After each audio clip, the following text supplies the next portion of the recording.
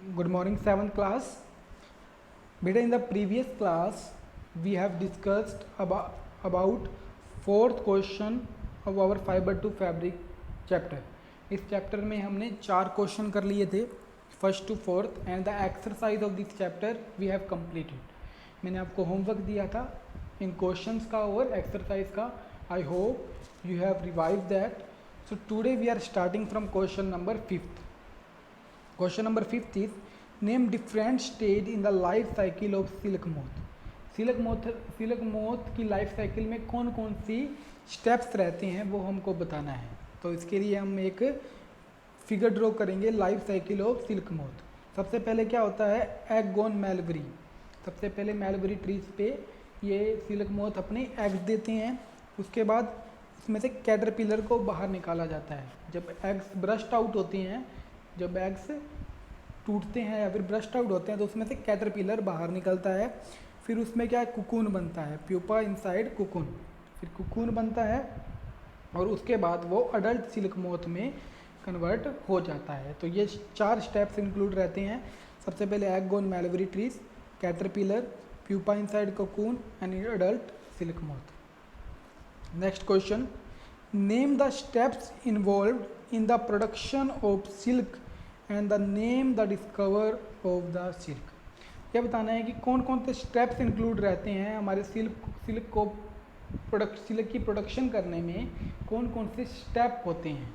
अगर हमको सिल्क लेना है किसी भी कहीं से सिल्क को बनाना है तो उसके अंदर कौन कौन से स्टेप्स इंक्लूड रहते हैं. तो सबसे पहला स्टेप्स है the egg of silk moth are stored on strips of cloth.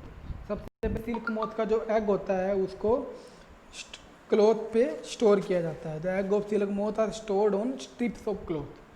Strips of cloth पे जो सिल्क मोथ का जो एग होता है उसको स्टोर किया जाता है. The silk moth larva are fed on mulberry leaves.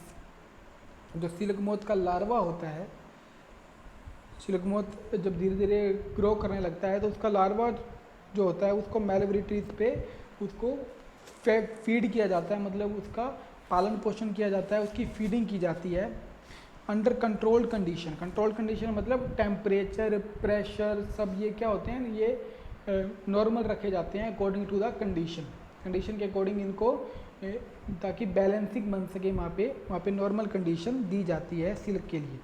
फिर क्या होता है, फुली ग्रोन कुकून. जब उसके ऊपर सिल्क मोथ के ऊपर कुकून ग्रो हो जाता है, देन सॉर्टेड आउट.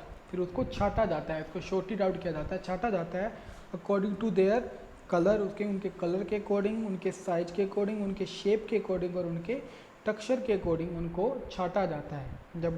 जब कुकून पूरी तरह ग्रो हो जाता है तब उनको उनके कलर, साइज, शेप और टेक्सचर के अकॉर्डिंग छाटा जाता है. फिर the cocoon are then put through a series of hot and cold immersion.